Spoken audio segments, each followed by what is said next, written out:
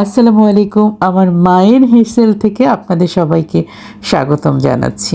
গরমে ঘেমে গলা একদম ভেঙে গেছে, কণ্ঠ বের হচ্ছে না, গলা থেকে স্বর বের হচ্ছে না। তারপরও ভিডিওটা দিতে দেরি হচ্ছে বলে ভয়েস দিচ্ছি।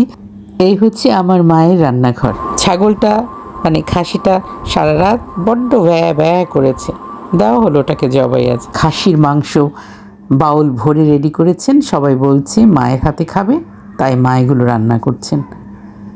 বাইরের খড়ির চুলায় খুব একটা রান্না হয় না, সব গ্যাসের চুলা হয়। মাঝে মাঝে আমার মায়ের সহযোগী হালিমা বউ রান্না করেন বাইরের খড়ির চুলায়। তিনি আমাকে রান্নাঘরের বাইরে যে রান্নাঘর, সে কিভাবে ধোঁয়া মুক্ত পরিবেশ মানে পরিবেশ দূষণমুক্ত চুলা তৈরি করেছেন তা ঘুরে ঘুরে দেখালেন। কিন্তু আমার সাহস নেই ওইখানে গিয়ে রান্না করার।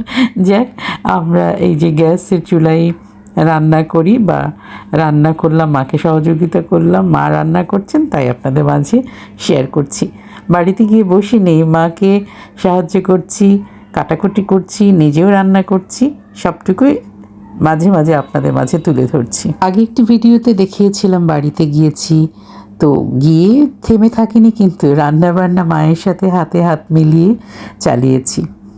মাংস রেডি, মা খাসির মাংস চড়াচ্ছেন। আমি আগে ফিরনি রান্না করেছি, সেমাই, এটা ওটা অনেক কিছু, ঈদের রান্না বলে কথা। মাকে বললাম খাসির মাংসটা তার হাতে খাবো, তাই উনি মাংস চড়াচ্ছেন। আর একদিকে আমি আমাদের মায়ের সহযোগী হালিমা বউয়ের সাথে মাংস কাটাকাটিতে লেগে গিয়েছি। আমার মা বরাবরই ভালো রান্না করেন, এখন একটু বয়স হয়েছে।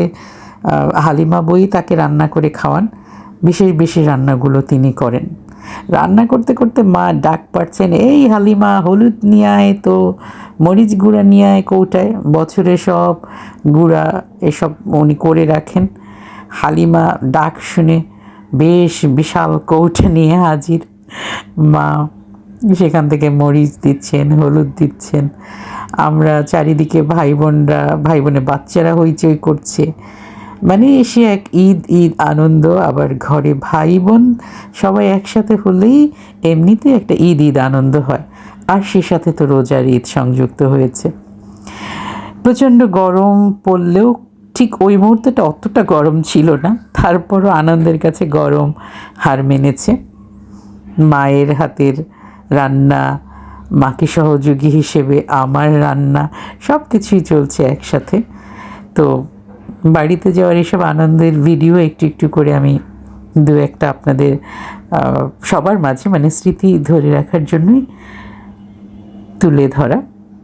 তো আশা করি আমার ব্লগগুলো আপনাদের মন্দ লাগবে না। আপনাদের মন্দ লাগলেও আমার তো স্মৃতি কাতর হয়ে পড়ি দেখে, সেজন্যই যারা আমার মতো স্মৃতি কাতর তাদের ভালো লাগবে আশা করছি।